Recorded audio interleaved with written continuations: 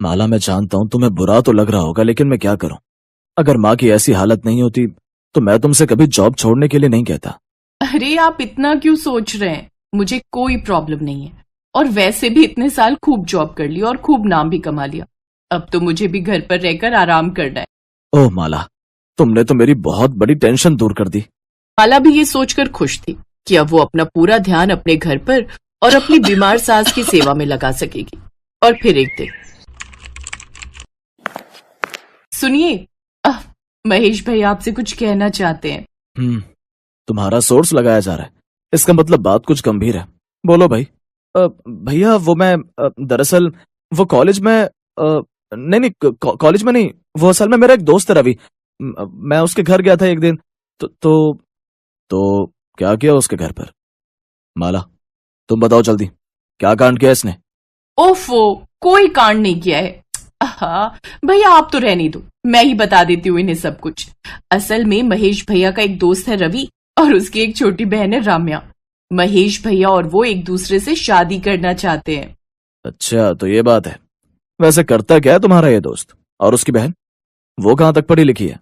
भैया रवि का ladies cosmetics का बिजनेस है और राम्या उसने ब्यूटिशियन का कोर्स किया हुआ है। बहुत टैलेंटेड है। शादी के बाद वो अपना ब्यूटी पार्लर खोलना चाहती है। सोचिए ना भैया, कितना अच्छा हो जाएगा। घर में आपके और मेरे अलावा एक और कमाने वाला हो जाएगा। तो जरा थम जा छोटे, तेरी और मेरी कमाई बहुत है इस घर को चलाने के लिए, बल्कि मदद की जरूरत तो माला को है। घर में कितने काम होते हैं और माँ को भी तो संभालना होता है इसे। आप इस सब की चिंता मत कीजिए, मैं सब संभाल लूंगी। अब राम्या का बड़ा मन है शादी के बाद ब्यूटी पार्लर खोलने का, तो इजाजत दे दीजिए ना अब मेरी खातिर। अब देवेश के पास ना कहने की कोई वजह ही नहीं थी, क्योंकि माला खुद चाहती थी कि उसकी देवरानी अपना ब्यूटी पार्लर चलाए और वो खुद घर संभाले। लेकिन जो आगे होने वाला था उसकी उम्मीद माला को बिल्कुल नहीं थी। महेश और राम्या की शादी के एक हफ्ते के अंदर ही राम्या के नए ब्यूटी पार्लर की ओपनिंग थी। और ठीक उसी दिन, अरे भाभी, आप ये क्या कर रही हैं? नीचे रखिए ये सब। सॉरी राम्या, मैंने सोचा ये सामान उधर रख दूंगी तो मेहमानों के बैठने के लिए ज्यादा जगह हो जाएगी। भाभी, ये मेरा पार्लर है और यहाँ कौन सी चीज कहाँ रहेगी मैं डिसाइड करूंगी। आप ना बस वही कीजिए जो आपको आता है। जाइए बाहर, सबको पानी चाहिए। राम्या ने अपनी बातों से ये साफ जाहिर कर दिया था कि वो माला को अपने सामने कुछ नहीं समझती और उसकी ये सोच वक्त के साथ और मजबूत होती गई। राम्या, आ जाओ, नाश्ता रेडी है। और मैं भी रेडी हूँ पार्लर जाने के लिए। अब आपके इस नाश्ते के चक्कर में मैं अपने क्लाइंट को वेट तो नहीं करवा सकती ना। अब आप ऐसा कीजिए, मेरा ब्रेकफास्ट और लंच भी पैक करके पार्लर भिजवा दीजिएगा। Okay, bye. ये कहकर राम्या घर से निकल गई और उसके जाते ही देवेश ने गुस्से से अपने छोटे भाई महेश से कहा, महेश ये क्या चल रहा है? एक तो तुम्हारी पत्नी घर में टिकती नहीं, ऊपर से हुक्म तो ऐसे चला रही है जैसे वो इस घर की मालकिन हो और माला इस घर की नौकरानी। अरे नहीं, आप कुछ ज्यादा ही सोच रहे हैं। वो राम्या पूरा दिन पार्लर में बिजी रहती है ना, तो बहुत थक जाती है वो। और मैं आपको और महेश भैया का टिफिन तो पैक करती ही हूँ, साथ में राम्या का भी कर दिया करूंगी। क्या ही फर्क पड़ जाएगा उससे? फर्क पड़ेगा माला, और ये बात जब तक तुम समझोगी तब तक बहुत देर हो चुकी होगी। ये कहकर देवेश बिना कुछ खाए ही उठकर वहां से चला गया। और फिर उसी रात, राम्या, मुझे तुमसे कुछ बात करनी थी। हाँ बोलो ना। देखो राम्या, जैसे भाभी इस घर को संभालती हैं, वैसे तुम्हारी भी कुछ जिम्मेदारियां हैं। मुझे लगता है पार्लर के साथ साथ तुम्हें थोड़ा वक्त घर को भी देना चाहिए। और मैं भी तुम्हारी भाभी की तरह बन जाऊं हाउसवाइफ, जिसे हर चीज के लिए अपने पति के सामने हाथ फैलाने पड़ते हैं। अरे उनकी तो मजबूरी है, क्योंकि उनमें कोई टैलेंट ही नहीं है। लेकिन मैं अपनी लाइफ घर के फालतू कामों में बर्बाद नहीं करने वाली, समझे तुम? मेरा पार्लर बहुत अच्छा चल रहा है और इस बात से अगर तुम्हारी भाभी को जलन हो रही है तो that's not my problem. Ramya, क्या बोल रही हो और किसके बारे में बोल रही हो? हाँ, तुम जानती भी हो भाभी के बारे में तुम्हें पता ही क्या है? सब पता है मुझे। तुम्हारी भाभी उन लड़कियों में से है जो पहले अपनी पढ़ाई पर माँ बाप के पैसे बर्बाद करवाती हैं, उसके बाद करना धरना तो कुछ होता नहीं, तो जिंदगी भर पति की कमाई चाहिए, उसके लिए फिर चाहे अपनी बेइज्जती क्यों ना करवानी पड़े। राम्या कुछ सुनने को तैयार ही नहीं थी। उसने ना तो अपना रवैया बदला और ना ही अपना नजरिया। वो रात को देर तक पार्लर में रहती और फिर सुबह देर से उठती और उठते ही तैयार होकर फिर से पार्लर चली जाती।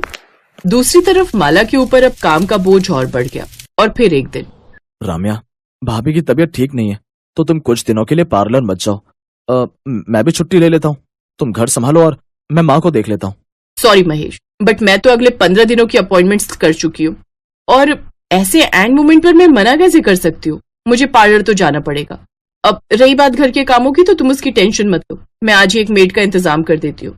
और वैसे भी जो काम एक मेड कर सकती है उसमें मैं अपना टैलेंट और एनर्जी वेस्ट क्यों करूँ? अरे पर भाभी तो। महेश, तुम्हारी भाभी घर के कामों के अलावा और कुछ नहीं कर सकती, इसलिए उनकी बात अलग है। पर मैं जो कर रही हूँ वो घर संभालने से कहीं ज्यादा इंपॉर्टेंट है। और मैंने कहा ना, शाम तक मेड का इंतजाम हो जाएगा। चलो अब मैं चलती हूँ, मुझे लेट हो रहा है। ये कहकर राम्या चली गई और महेश अफसोस के अलावा कुछ न कर सका। लेकिन वो कहते हैं ना, ऊपर वाले के घर देर जरूर है पर अंधेर नहीं। उसी शाम कुछ ऐसा हुआ जिसके बारे में किसी ने नहीं सोचा। महेश, मेरी मदद करो, वो लोग यहीं आ रहे हैं। मुझे कहीं छुपा लो महेश। अरे पर हुआ क्या? तुम किससे डर रही हो और क्यों? कौन है आप लोग? हम कौन है ये इम्पोर्टेंट ना है, पर हम क्या करने वाले हैं ये पूछो आप तो। आज तो ये ना बचेगी। ये कहकर उस लड़की ने अपने साथ आए गुंडों को इशारा किया और वो सभी जैसे ही राम्या की तरफ बढ़े, महेश ने बीच में आते हुए कहा, रुक जाइए। राम्या, क्या किया तुमने? जानबूझकर नहीं किया। ये कविता है, विधायक जी की इकलौती बहन। इनकी एक हफ्ते बाद शादी है। मैंने इनका प्री ब्राइडल फेशियल किया था, पर पता नहीं कैसे मेरे प्रोडक्ट्स इनकी स्किन को सूट नहीं किया और इनका चेहरा खराब हो गया। मैंने इनके पैर पकड़कर इनसे माफी मांगी, पर ये लोग मान ही नहीं रहे। अच्छी खासी दुल्हन को चुड़ैल बनाकर रख दिया तूने, और हम ऐसे ही मान जाए? अब तू देख, जैसे तेरा पार्लर उजाड़ा है वैसे तुझे भी। रुक जाइए, देखिए इसे मारने से कुछ नहीं होगा। हाँ, लेकिन हमारे घर में ऐसा कोई है जो आपके लिए कुछ कर सकता है। बस 2 मिनट दीजिए मुझे। फिर ये कहकर देवेश फौरन माला को बुलाकर लाया और फिर एलर्जी काफी ज्यादा है, बट यू डोंट वरी, आपकी शादी 1 हफ्ते में है ना, मैं इसे बस 3 से 4 दिनों में बिल्कुल ठीक कर दूंगी। हाँ, कुछ साल पहले तक भाभी इस शहर की मशहूर डर्मेटोलॉजिस्ट थी। वो तो घर और हमारी माँ को संभालने के लिए भाभी ने सब कुछ छोड़ दिया, वरना आज भाभी का बहुत बड़ा क्लिनिक होता। महेश की बात सुनकर सबसे बड़ा झटका राम्या को लगा। उधर माला ने फौरन कविता का ट्रीटमेंट शुरू कर दिया और सिर्फ 4 दिनों में ही उसकी स्किन को बिल्कुल ठीक कर दिया। भाभी, अपने प्रोफेशन के बारे में आपने मुझे पहले क्यों नहीं बताया? मुझे अगर पता होता तो भी कुछ नहीं बदलता राम्या। बात यहाँ सिर्फ मेरी बेइज्जती की नहीं है। माना कि हम औरतों को भी अपना करियर फॉलो करने का पूरा हक है, लेकिन उसके लिए हम अपने ही घर से मुंह मोड़ लें, ये तो ठीक बात नहीं है ना। आप सही कह रही हैं भाभी। अब से मैं पार्लर के साथ साथ घर के कामों में भी आपका हाथ बटाऊंगी। और भाभी, मेरे पार्लर के ठीक बगल में अब आपका क्लिनिक भी खुलेगा। ये मेरा वादा है आपसे, और शायद मेरी गलतियों का प्रायश्चित भी। शीतल अपने पति सार्थक के साथ एक किराए के फ्लैट में रहती थी। सार्थक एक ऑफिस में काम करता था। शीतल, तुम कह रही थी ना कि तुम्हें राशन और घर के खर्चों के पैसे चाहिए थे, और जो तुमने प्रिया की शादी के लिए साड़ी और सूट खरीदे थे उनके पैसे दे रहा हूँ, तुम देख लेना इसमें से जिनके देने। हाँ, वो कपड़े वाले भैया के 10,000 रुपए देने हैं, बाकी राशन और सामान ठीक है, हो जाएगा। सार्थक शीतल को पैसे देकर ऑफिस चला जाता है। कुछ देर बाद शीतल तैयार होकर मार्केट निकल जाती है। थ्रेडिंग बहुत आ गई है, पहले वो करवाते हुए चली जाऊंगी, फिर बार बार घर से निकलने का टाइम नहीं मिलता। अरे ब्यूटी पार्लर तो बंद है, अब क्या करूं? कैसी हो शीतल? लगता है कहीं जा रही हो। हाँ यार, जा तो रही थी, पर मुझे थ्रेडिंग भी करवानी थी और ये वाला ब्यूटी पार्लर बंद है। अरे तो इसमें इतना परेशान होने की क्या बात है? जिस पार्लर में मैं जाती हूँ तो वहां चली जा, मार्केट में अभी नया खुला है, बहुत बढ़िया सर्विस देते हैं। मैं वहीं से आ रही हूँ। मेरे को अगर घर पर काम ना होता तो मैं तेरे साथ दोबारा चलती। वैसे परेशान मत हो, तू मेरा नाम ले देना, वो अपने आप तुझे डिस्काउंट दे देंगी, और जो भी तुझे करवाना है तू करवा लेना। बहुत अच्छा पार्लर है। ठीक है निशा, थैंक यू सो मच, आज मैं वहीं चली जाती हूँ। शीतल निशा के कहने पर उस नए पार्लर में चली जाती है। आइए मैडम, आइए आइए, क्या करवाना है आपको? जी, मुझे आईब्रोज अपर लिप करवाने हैं। ओह अच्छा, पूनम, इन्हें थ्रेडिंग अपर लिप करवाने अटेंड करो। आइए मैडम। लगता है आप पहली बार हमारे पार्लर में आई हैं। जी वो मैं आपको बताना भूल गई, निशा आपके पार्लर में ही आती है। ओह निशा, वही ना जो किटी पार्टी की हेड है? जी वही निशा, उसने ही मुझे आपका ब्यूटी पार्लर बताया था। ब्यूटी पार्लर वाली बहुत लालची थी। वो ऐसे ही रोज नए नए और स्वभाव के सीधे कस्टमर्स को फंसाती थी। आज उसके हाथ एक नया शिकार फंस गया था। वैसे कुछ भी कहिए, निशा जी तो अपनी स्किन का बहुत ख्याल रखती हैं। पर मैडम, आपकी स्किन बहुत डल लग रही है। आप फेशियल क्लीन अप नहीं करवाते क्या? आप एक बार चॉकलेट फेशियल लेकर देखिए, हमारा खुद का ब्रांड है। आपकी स्किन बिल्कुल फ्रेश हो जाएगी आजकल कितना पोल्यूशन भी हो गया है, सारी गंदगी भी फेस पर आ जाती है। आप एक बार ये फेशियल करवा कर देखो मैडम। शीतल शीशे में अपना चेहरा देखते हुए सोच में पड़ जाती है। फिर वो घड़ी की तरफ देखती है। अभी दोपहर के 12 बजे थे। क्या करूं, सारा दिन घर पर किचन में गैस के आगे खड़ी रहती हूँ तो डल हो गया है। क्या ये फेशियल करने से ठीक हो जाएगा मेरा चेहरा?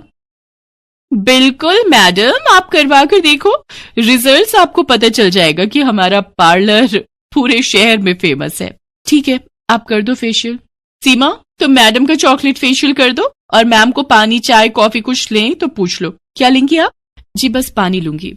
ओके, मैडम को पानी दो। वैसे आप ये रेगुलर कराते रहा करो। आप ना हमारे पैकेजेस ले लो, वो आपको सस्ते पड़ेंगे।